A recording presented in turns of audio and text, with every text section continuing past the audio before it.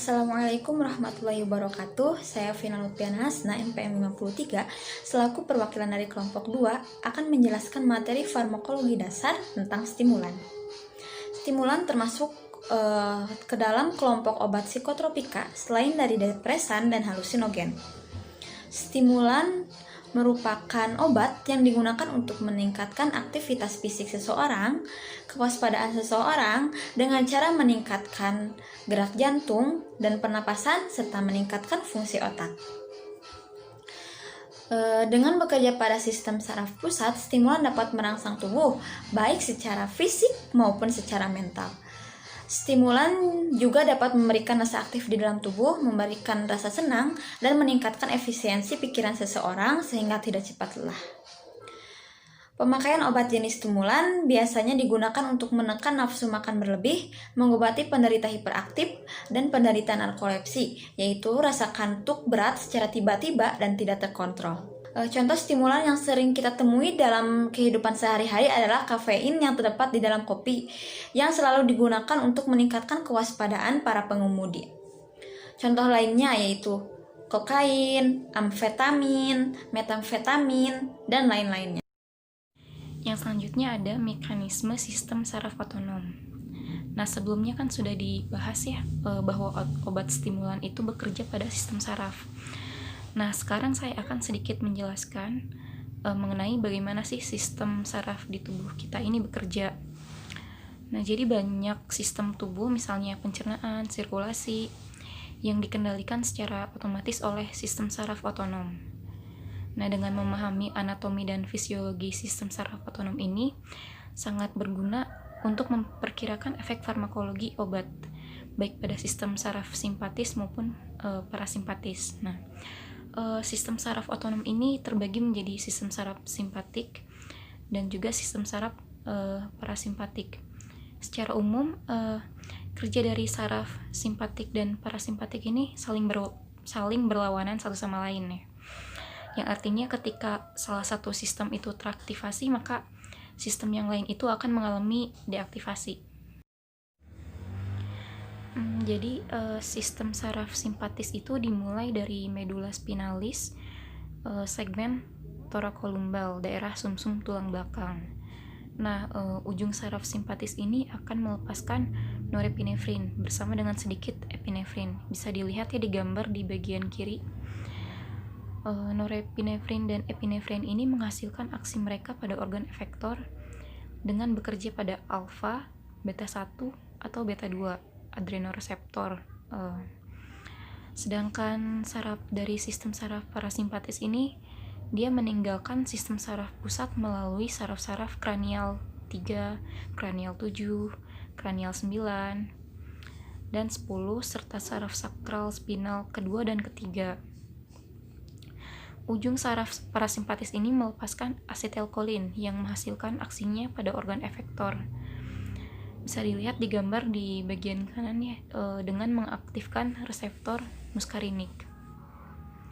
Berikut ini adalah ada istilah obat perangsang dari saraf simpatis, itu ada adrenergik, simpatomimetik atau agonis adrenergik. Sedangkan untuk istilah obat perangsang parasimpatis itu adalah kolinergik, parasimpatomimetik atau agonis kolinergik.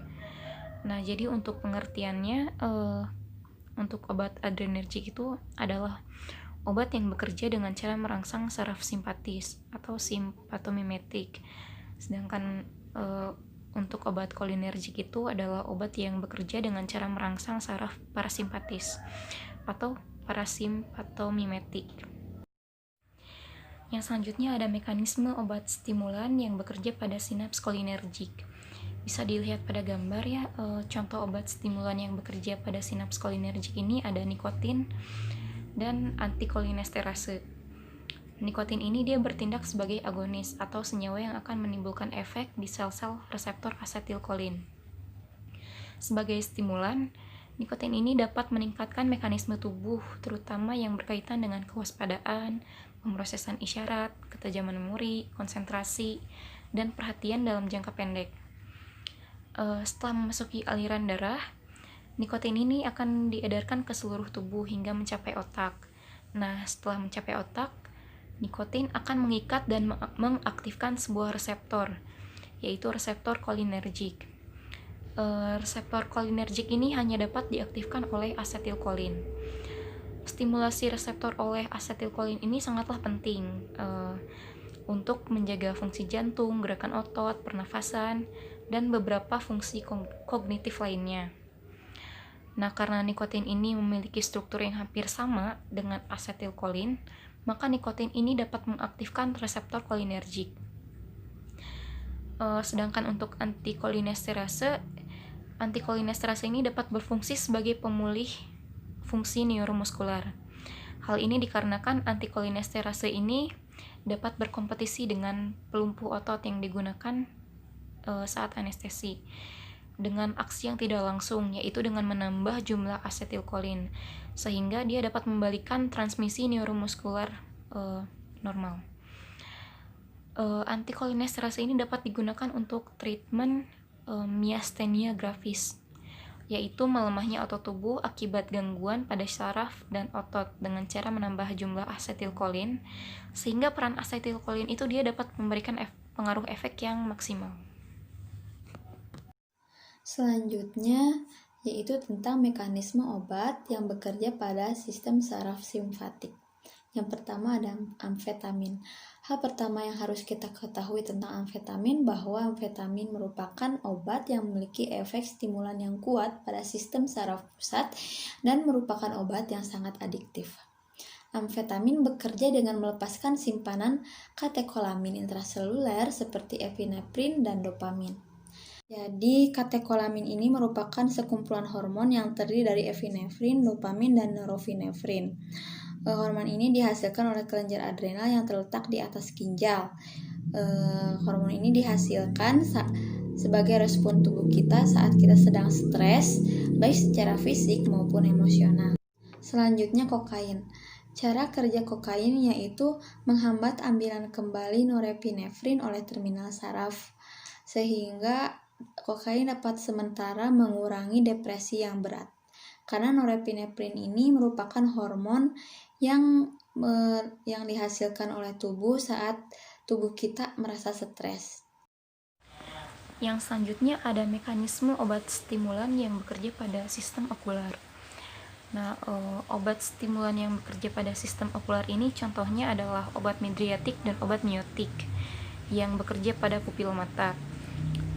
Midriatik ini merupakan golongan obat yang menyebabkan dilatasi pada pupil mata, sementara miotik merupakan obat yang menyebabkan pupil mata mengecil.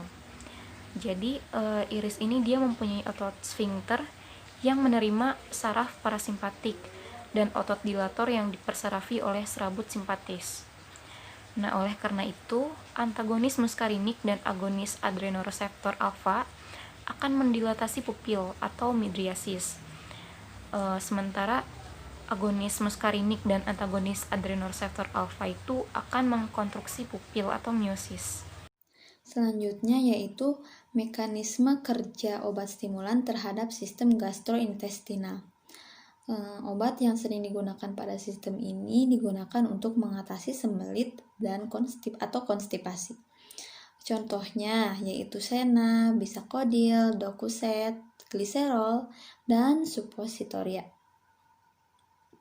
Laksatif stimulan meningkatkan motilitas usus atau pergerakan usus dengan bekerja pada mukosa atau pleksus saraf yang dirusak oleh penggunaan obat dalam waktu yang lama.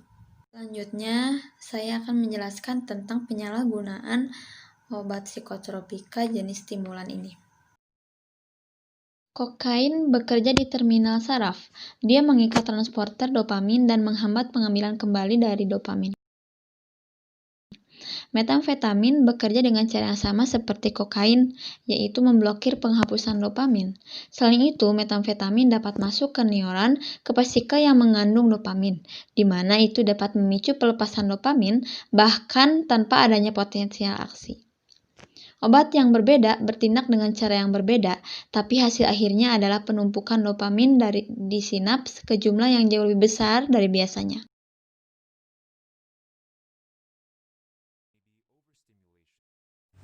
Untuk Oke, yang selanjutnya ada prevalensi penyalahgunaan stimulan. Nah, prevalensi penyalahgunaan stimulan di Indonesia ini disebutkan di beberapa penelitian ada sebesar 73,3%. Nah, sebagian besarnya itu berjenis kelamin laki-laki yang berjumlah 90,6%, yang berasal dari lulusan SMA pada rentang usia 16 sampai 18 tahun ada sebesar 55,2%. Sedangkan yang berasal dari kelompok usia 30 sampai 39 tahun ada sebesar 49%. Dan juga dari kelompok yang tidak bekerja ada 53,1%. Stimulan ini adalah obat yang mempunyai fungsi untuk meningkatkan aktivitas fisik dan kewaspadaan. Dengan kata lain adalah zat perangsang sistem saraf pusat. Nah, alasan mengapa rata-rata penggunaannya itu karena mereka ingin mendapatkan efek menyenangkan yang diperantai oleh pelepasan dopamin. Nah, untuk rata-rata pria, alasan menggunakannya itu karena pria itu memiliki rasa ingin tahu lebih tinggi daripada wanita. Yang selanjutnya ada patofisiologi obat stimulan. Nah, jadi golongan psikostimulan seperti amfetamin dan kokain itu merangsang aktivitas neurotransmitter monoamin seperti dopamin, norepinefrin, dan serotonin, baik di sistem saraf pusat maupun di sistem saraf perifer. Nah, hal ini akan menyebabkan terjadinya peningkatan konsentrasi neurotransmitter. Lalu dapat terjadi adanya perubahan fungsi pada beberapa organ tubuh seperti jantung berdetak lebih cepat, tekanan darah dan gula darah meningkat, kolesterol dalam darah meningkat yang dikarenakan adanya kerusakan pembuluh arteri dalam darah yang salah satu fungsinya itu mengedarkan oksigen ke seluruh tubuh. Nah, intinya akibat dari pemakaian stimulan yang terlalu sering ini dapat menyebabkan gangguan fungsi ginjal dan juga jantung. Selanjutnya ada etiologi stimulan. Etiologi stimulan yaitu amfetamin and cocaine use disorder. Amfetamin and cocaine use disorder adalah gangguan penyalahgunaan zat stimulan jenis amfetamin dan kokain. Amfetamin dan kokain termasuk ke dalam obat psikotropika yang bekerja pada neurotransmitter monoamin pada sistem saraf pusat dan sistem saraf tepi. Kokain sendiri merupakan senyawa alkaloid alami yang didapatkan dari tanaman koka atau Erythroxylon coca. Kokain biasanya ditemukan di Amerika Serikat dan tersedia dalam bentuk asam maupun basa. Biasanya kokain memiliki kemurnian antara 50-60%, sisanya diisi dengan gula halus, tepung, bahkan bedak. Kokain memiliki waktu paruh antara 0,5 sampai 2 jam. Kokain bentuk asam atau kokain hidroklorida merupakan bentuk sediaan kokain dalam bentuk bubuk yang dapat larut dalam air dan memiliki titik leleh yang cukup tinggi. Bioavailabilitas dan substansi kokain jenis ini cukup tinggi bila dihirup maupun diinjeksi intravena. Kokain jenis ini tidak dibakar seperti rokok karena pembakaran dapat menghancurkan zat aktif dari kokain itu sendiri. Waktu yang dibutuhkan untuk mencapai efek puncak adalah 3,1 menit saat injeksi intravena dan 14,6 saat dihirup. Kenapa injeksi dan dihirup itu waktu efek puncaknya berbeda? Karena saat dihirup itu dipengaruhi oleh vasokonstriksi atau penyumbatan pada pembuluh darah. Kokain bentuk basa. Kokain bentuk basa biasa dikenal sebagai crack atau rock. Kokain jenis ini biasanya dilarutkan, kemudian dihirup serta diinhalasi. Titik leleh kokain jenis ini lebih rendah dari kokain jenis asam. Waktu yang dibutuhkan untuk mencapai efek puncak yaitu sekitar 1 sampai 4 menit bila kokain ini dibuat dalam bentuk rokok. Lebih cepat dibandingkan pemberian intravena atau dihirup. Selanjutnya ada amfetamin. Amfetamin memiliki bentuk yang terkenal yakni metamfetamin. Metamfetamin dapat dibuat dari obat dekongsten hidung atau hidung tersumbat yang memiliki atau yang mengandung efedrin dan pseudoefedrin yang dapat ditemukan dan dijual secara bebas. Metamfetamin memiliki waktu paruh sekitar 10 hingga 12 jam. Metamfetamin memiliki dua bentuk isomer, yakni L-metamfetamin dan D-amfetamin. L-metamfetamin memiliki aktivitas alpha-adrenergic perifer dan dulu digunakan dalam dekonstan hidung. Sedangkan D-amfetamin adalah golongan psikostimulan yang kuat dengan afinitas sistem saraf pusat 3-5 kali lebih kuat dibandingkan isomer L. Yang selanjutnya ada simptom stimulan. Nah, gangguan penggunaan stimulan itu adalah jenis gangguan penggunaan zat yang melibatkan penyalahgunaan stimulan.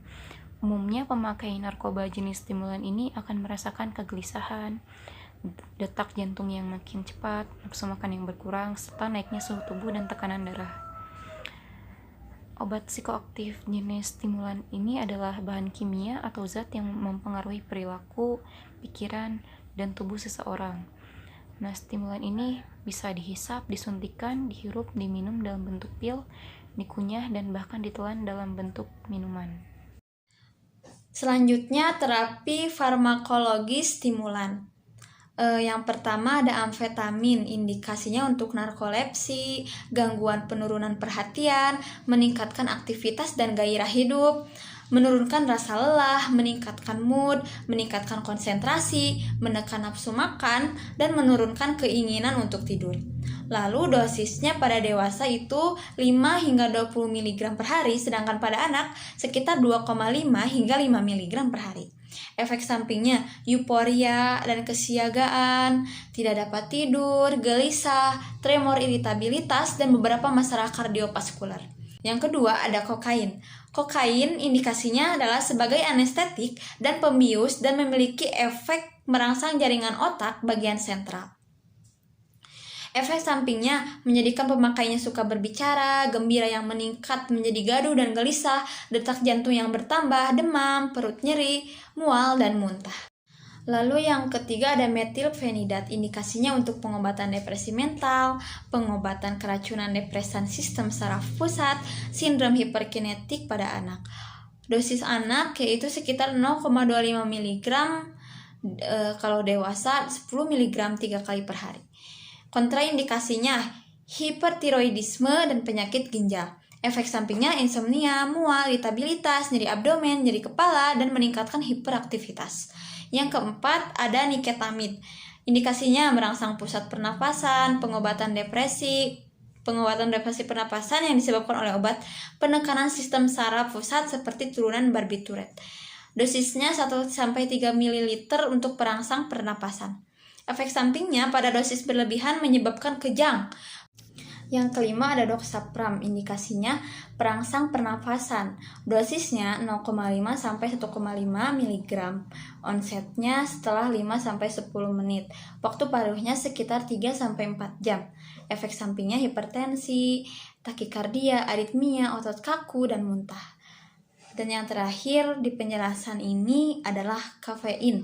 Indikasinya untuk menghilangkan rasa kantuk, menimbulkan daya pikir yang cepat, perangsangan pusat pernapasan, dan vasomotor untuk merangsang pernapasan pada apnea bayi prematur. Apnea pada bayi dosisnya itu 2,5-5 mg per hari. Keracunan obat depresan 0,5-1 gram kafein NA-benzoat. Lalu kontraindikasinya adalah diabetes, kegemukan, hiperlipidemia, gangguan migrain, dan ansietas. Efek sampingnya yaitu sukar tidur, gelisah, tremor, dan takikardia. Reaksi yang merugikan yaitu mempengaruhi sistem saraf pusat dan jantung jika lebih dari 500 mg. Sekian penjelasan stimulan dari kelompok kami. Kurang lebihnya mohon maafkan. Terima kasih. Wassalamualaikum warahmatullahi wabarakatuh.